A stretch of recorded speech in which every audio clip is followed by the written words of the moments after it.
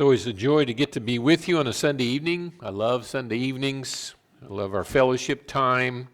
And I do appreciate those of you who make the second effort to be here in the evening. There is an outline of the sermon in the bulletin, and we'll be in Mark chapter 8 in a moment. So we talk about the second touch. I'll give you a little tip about when you read and study about Jesus. Take note of every single thing that he does, because he never does anything by mistake. There's always a reason for it. And I hope to impress that upon you as we study about the second touch. I think you'll understand the title once we get into the lesson. The first point that I want to make is that Jesus does everything for a reason. And I've got a blank screen here. There we go. Number one, Jesus was always looking for a chance to draw someone into the kingdom. When we read about Jesus, wherever he went, he was looking for people. He was trying, and even when he did benevolence, he was thinking about, how can I lead this person to Christ? Now, I'm not a believer that when we do benevolence, we say, okay, we'll help you with some food and stuff, but you got to come to church first. That's really not Christ-like at all, and he didn't do that. He met people's needs, but all the time he's thinking, if I just heal this person and I don't heal them spiritually, what have I really done for them?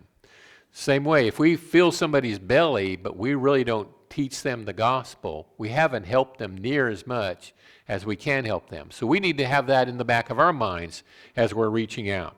And he had that in his mind as this person was led to him to be healed in verse 22. And they came to Bethsaida.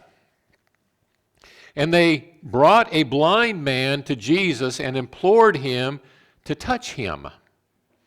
Taking the blind man by the hand, he brought him out of the village, and after spitting on his eyes and laying his hands on him, he asked him, "Do you see anything?"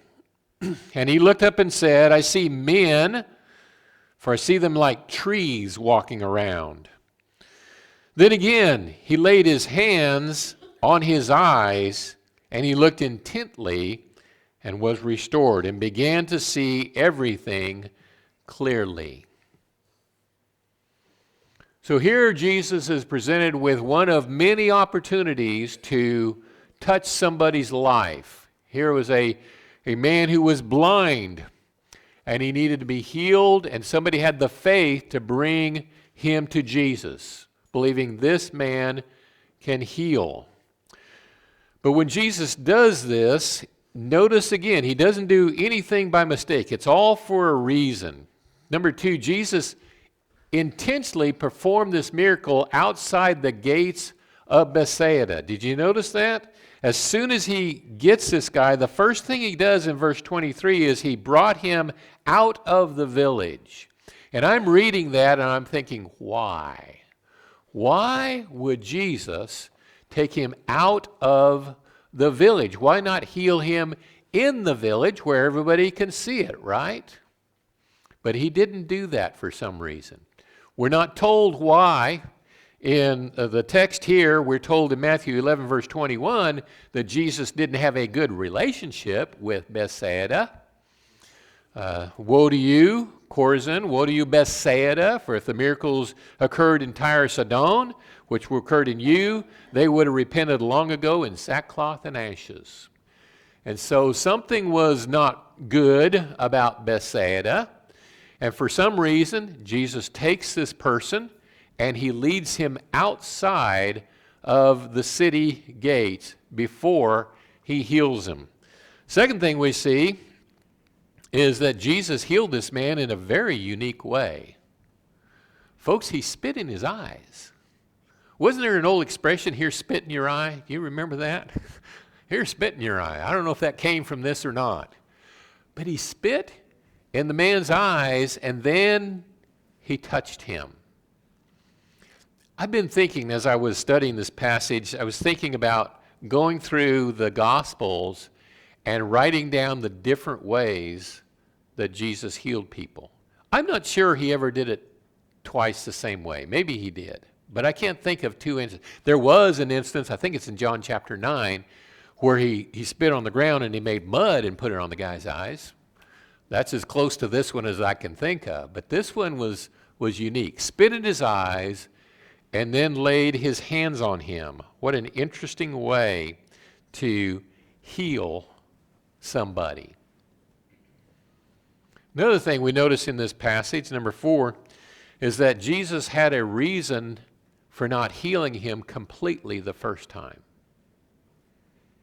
He did that. He spit on his eyes and he laid hands on him. And then he says, do you see? He says, well, I see people. They look like trees. If your eyes aren't good, you can probably understand that. Look like trees walking around. I see things moving out there, but I can't identify them as people. I can't tell who I'm looking at. Again, can you think of another instance where Jesus healed somebody and it wasn't complete? I mean, every time he healed somebody, it was complete. Why? I'm going to suggest to you that he did it on purpose, because he did everything on purpose. And why would he do that? Well, the point that I'm going to make tonight, I believe that Jesus did this for us, for the Lake Road Church of Christ in the 21st century. He did it for us to study tonight, to think here was a man who needed a second touch. Because sometimes we need a second touch. You know what I'm saying? Sometimes we get that first touch and we are excited about our relationship with God and we're doing really well. But then something happens. It just wanes. You know, our faith just dwindles for some reason. And we need to come back to Jesus for the second touch. It could happen.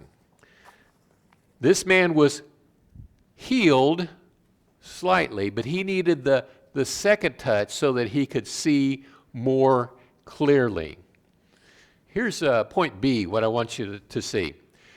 I want you to see that it's often us that hinder our own healing because, number one, Jesus is limitless in his ability to heal someone. We see this twice in the book of Matthew. If you'll start in chapter 4 with me. Matthew chapter 4 and verse 23.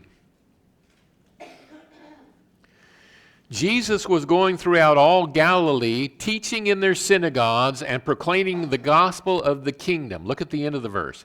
And healing every kind of disease and every kind of sickness among the people. Every kind of disease, every kind of sickness, everybody that they brought to Jesus. There was never a time where Jesus says, ooh, man, this is kind of hard. I'm not sure I can handle this one. That never happened with Jesus. There was nothing that he could not heal, and certainly nothing he couldn't heal with one touch if he wanted to. Do you see where I'm going? All right. He could have healed that man with one touch because he could heal anything, and he'd healed many blind people. The Gospels are full of Jesus healing blind people. Yeah, go ahead and turn over to chapter 9. I know some of you are already turning there. It's basically the same verse as what we just read in Mark. Mark 9 verse 35 says, Jesus was going through all the cities and villages, teaching in their synagogues and proclaiming the gospel of the kingdom and healing every kind of disease and every kind of sickness. Not lacking at all on his part. So it's us that hinder our own healing. And you know I'm talking about more than physical healing, don't you? I'm talking about spiritual healing, maybe even emotional healing that we often need because we have harmed ourselves or somebody has harmed us emotionally, spiritually. And we need that touch of Jesus, that healing touch. But you won't receive the healing touch of Jesus if you harden your heart. Now just flip a couple of chapters over to chapter 13. And look at verse 15 with me.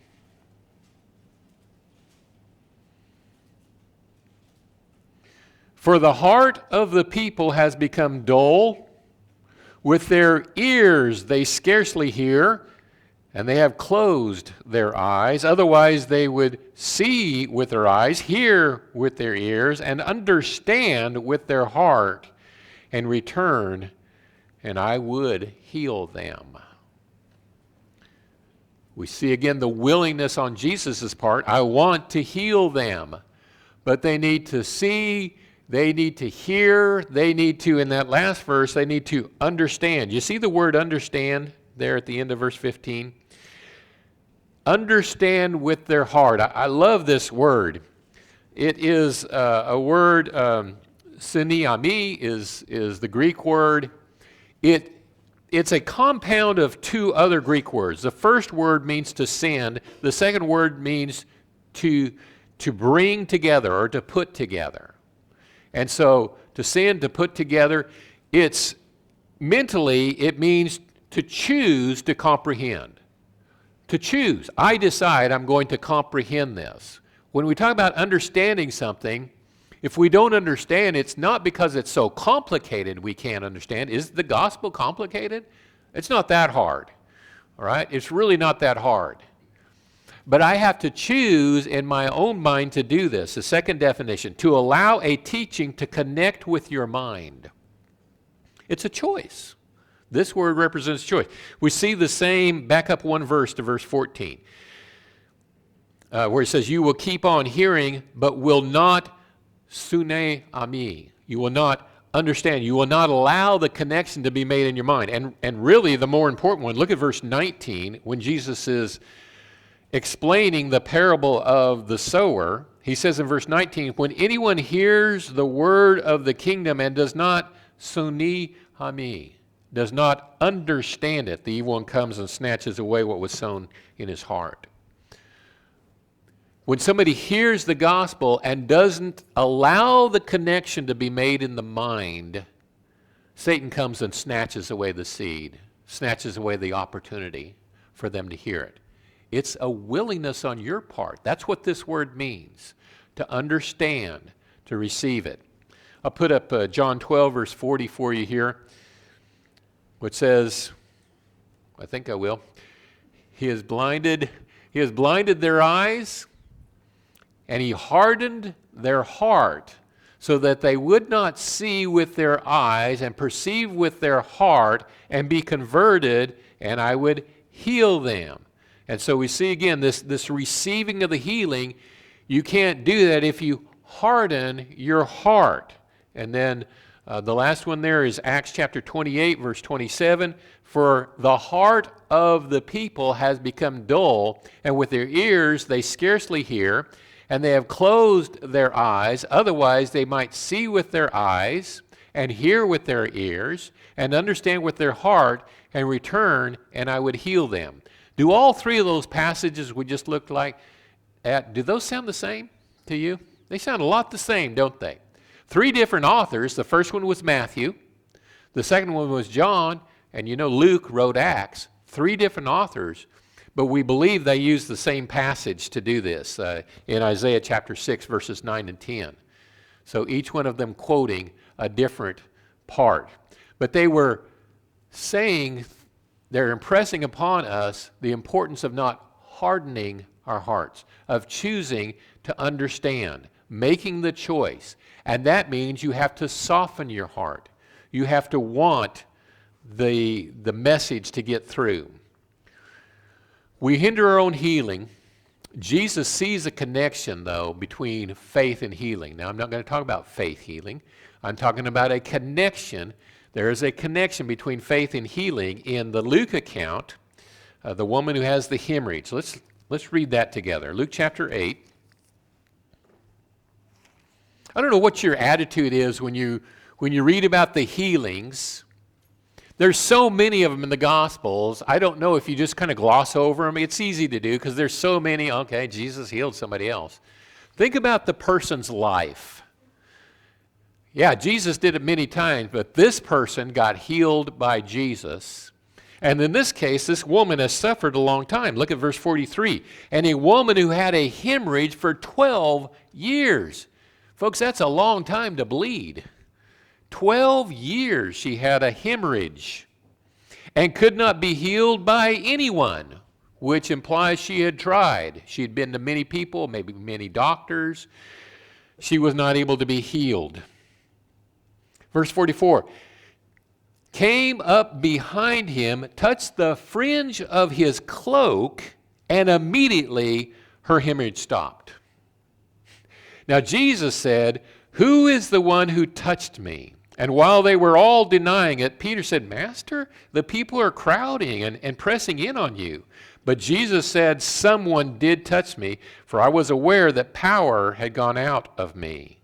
And when the woman saw that she had not escaped notice, she came trembling and fell down before him and declared in the presence of all the people the reason why she had touched him and how she had been immediately healed. Now, what I really want you to get is verse 48. And he said to her, daughter, your faith has made you well. Go in peace.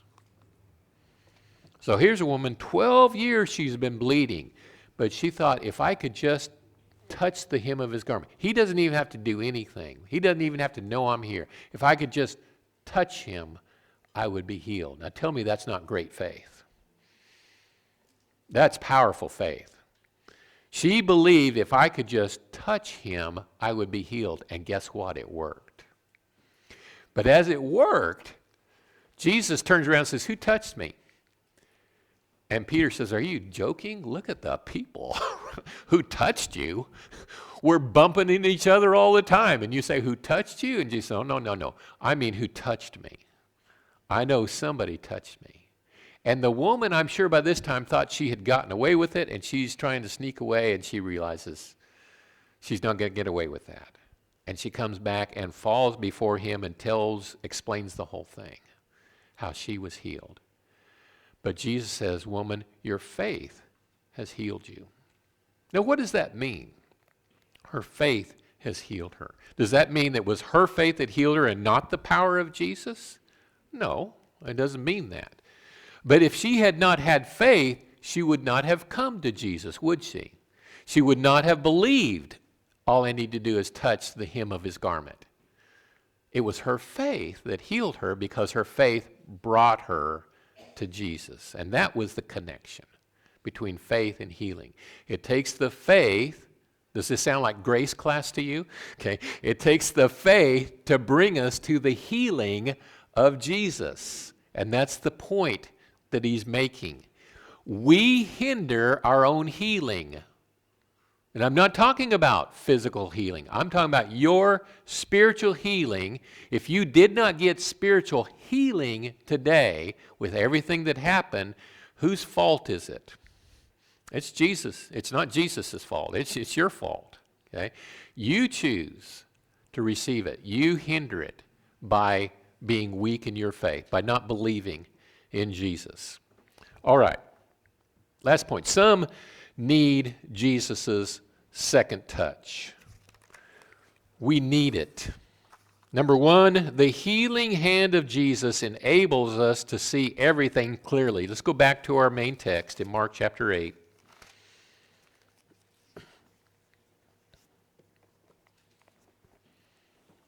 We read 22 through 25. Let's pick up just verse 25.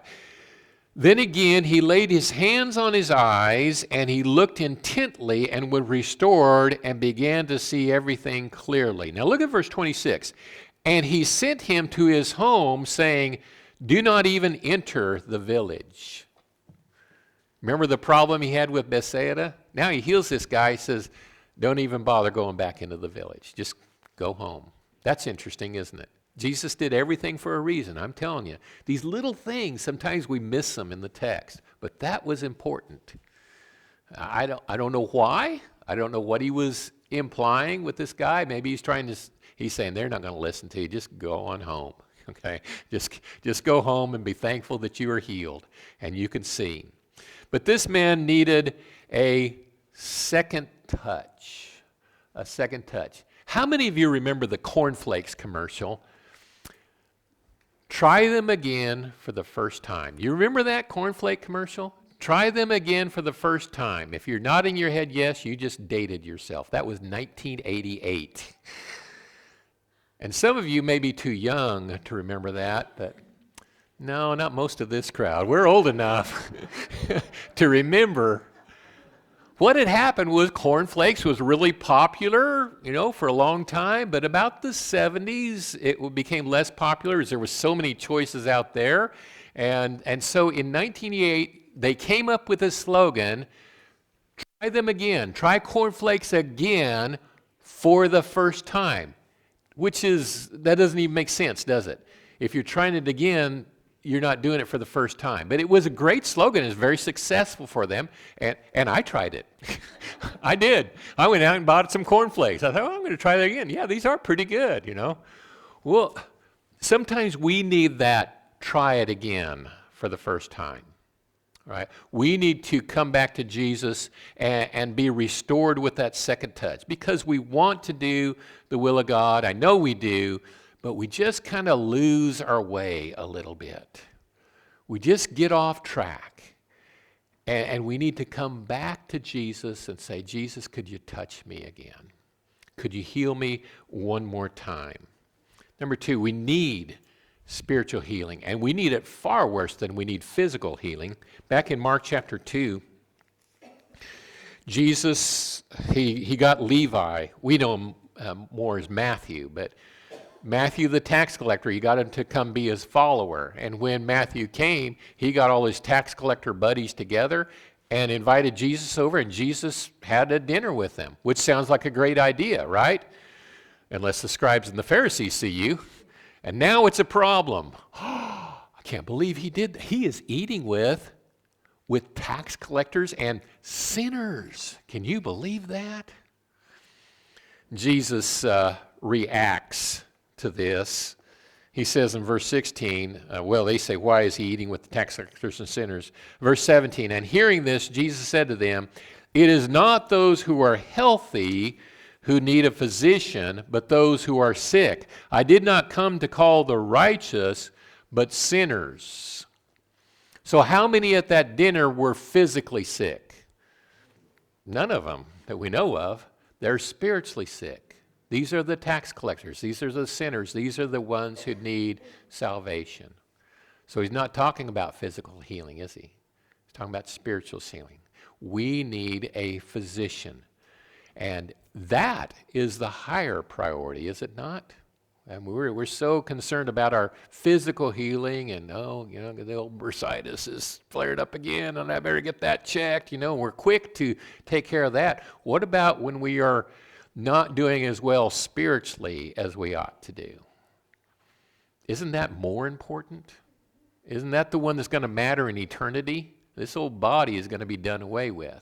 It's my soul I should be most concerned about. It's your soul you should be the most concerned about.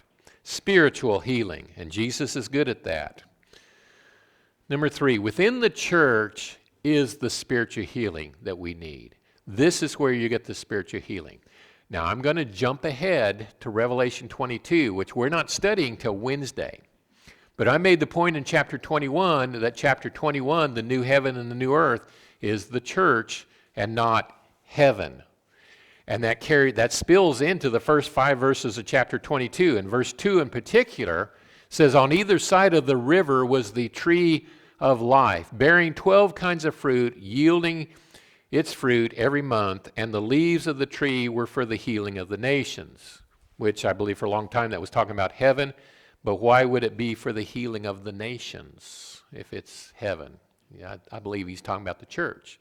And if I'm correct, that means healing takes place right here, doesn't it? This is where the healing takes place. That's why we assemble. You needed to be here tonight to receive healing. You needed to be here to extend healing possibly to somebody else. Somebody's going to benefit from maybe you just being here. I mean, honestly, just seeing you here is a blessing to my life. You don't have to say a word to me. You've blessed me already just with your presence. And so this healing takes place, but it takes place at the church. One more point here. Think about this. If Jesus touched your heart once, he can do it again, can't he? Think about the time you became a Christian and what that meant to you and how fired up you were when you came out of the waters of baptism. Boy, I don't know about you, but I was going to be the greatest preacher since the Apostle Paul. That was my dream. I'm going to set the world on fire, right? But that was a long time ago. That was 1981. And the years creep by and the decades creep by, and if we're not careful, that faith just starts to wane. Maybe we need the second touch. Maybe there's somebody here tonight that needs that second touch. If so, Jesus is here to offer it to us.